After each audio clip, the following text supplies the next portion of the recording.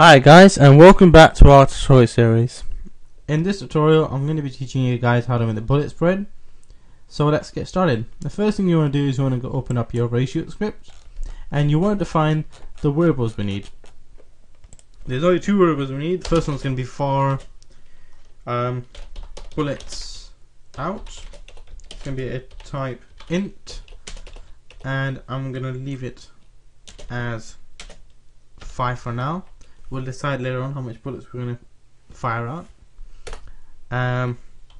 Next one's going to be for spread factor, and it's going to be a type float. It's going to be equals to 0. Nope, just put 1 for now. Forget that as well, and save. Scroll down to your function ratio, and just underneath var direction we're going to create a for loop. If you don't know what a for loop is, I'll explain it. So I'll just go to a simple example. What I'm doing right now, don't do it, ignore it. I'm just doing a test.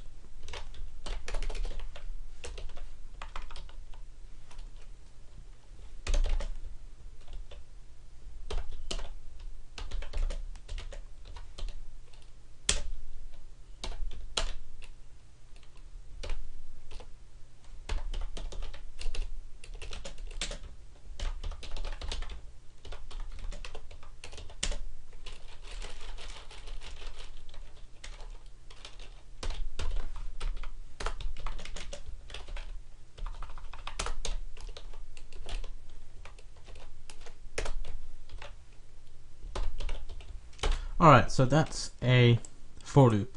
Now let's see what happens. If you want to try to hit guess for now, go ahead. Just look at that and let's see what happens. Go into Unity, and it's gonna bring that up. When I run this, and when I press shoot, this is what happens. This is the exact same thing we want for our raycasts. What happened was the for loop checked and looked at our current value and see if it was equal to the value we wanted, and in this case it wasn't. So if I go back into the script, I'll explain to you now. As you can see, I made a variable over here called p, and p's value is equal to 0. Now p is currently less than bullets out, which is true because bullets out value is 5 if you look over here, and that's true. So what the for loop does is basically checks if that's true, then it's going to plus p until it's equals to 5. And then to show you that, I printed it out, because if you look at this now, it goes to 0 for 4, and you may be thinking, hold on, you said 5, so where's the 5th one? Well, in computer language it always starts with 0, it doesn't start off with 1, 2, 3, 4, 5. So if you count from 0, 1, 2, 3, 0, 1, 2, 3, 4, yeah, and those are 5. That's equal to 5. So 1, 2, 3, 4, and 5. There you go. I was kind of wrong, my fault. So that's 5. As you can see, it added it on until it becomes the 5th value, and in that case, this is the 4th one. So if you count 1, if you just put the 0 as 1 in your way, it's going to be 1, 2, 3, 4, and 5. But in computer language it's 0, 1, 2, 3, 4, and the 4th one is the 5th. So that works. But what if this is 2 and bullets out is still 5? What's gonna happen now? Let's find out.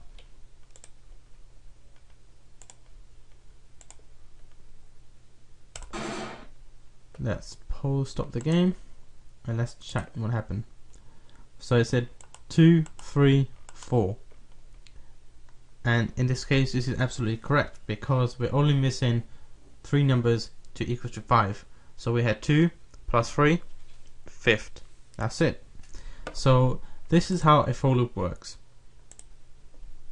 It basically checks the current value. If it's less than a value, it pluses it on until it's equals to a value. Now you can copy this part and let's change the values around. I'm going to put p as b, and I'm going to change it to 0. I'm going to replace all the p's with the b, and get rid of the debug, and this closing curly bracket, delete it and put one just before bullets left. And you see where it says bullet left equals 1 minus equal 1. You want to change that to bullets out. So how many bullets we fired, how many bullets come out, sorry. And yeah, that's that part done. Now the next thing is, while direction is currently in forward, we want to make a random range for that. So it has a random range for the X, Y and Z. That's for the raycast. So copy this, paste it over here, put dot X. We're going to say X is going to be equal to a random dot range, open bracket. We're going to say minus the spread factor, comma spread factor.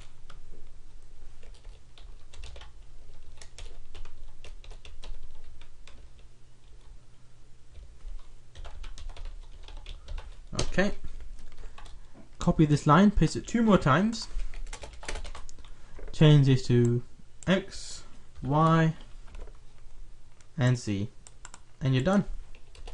This is going to make random raycasts for us 5 times in the following direction, X, Y and Z. They're all going to be randomly placed. So let's see if this works. Let us just update. Okay, let the player drop down on the floor, and if you look at the raycast this time,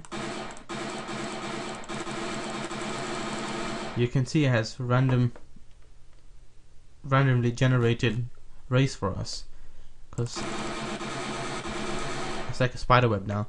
But that is way too much spread. So click on your player and look at his ray shoot script, and the bullet spread should be 0.05. And bullets out, it's up to you. I'm just going to put 8 bullets. And you can see this time, let me put the bullets per clip is 10 equals, okay. Now you see our clip's current value is 10. And yeah, if I shoot, bullets left becomes to 2 because the minus is 8 this time. And if you notice, the rays this time were a bit closer than before, and that's what we want. The spread is equally spread out. So if I shoot this,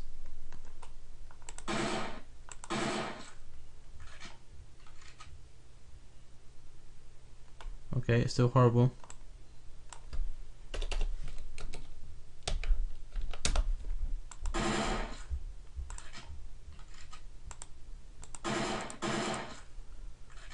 One second, I think I'll cock something up. Let me just save this. Interesting. Go back to the script for a second.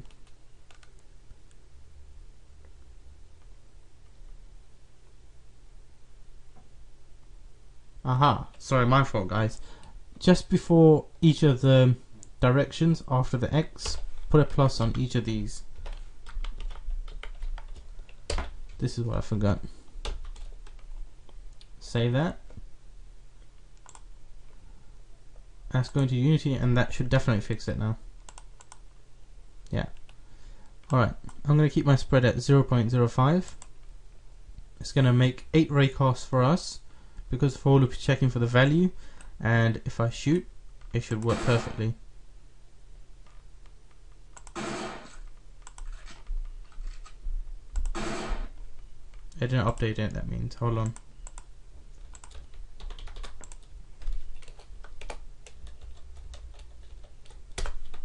Save. Now it's updating, yeah. I don't know why it does that, it really irritates me.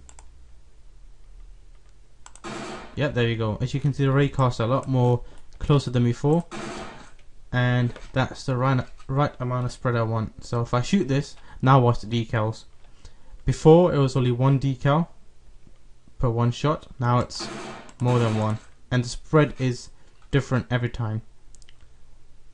So that's what we wanted, the spread.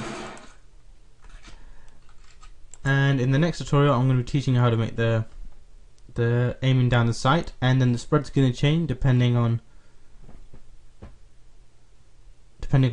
if we're aiming or not. And if we're aiming, it's going to go to, let's just say, 0.01, and if we let go of the aim, it's going to go back to 0.05. And that's how you create the spread, bullet spread.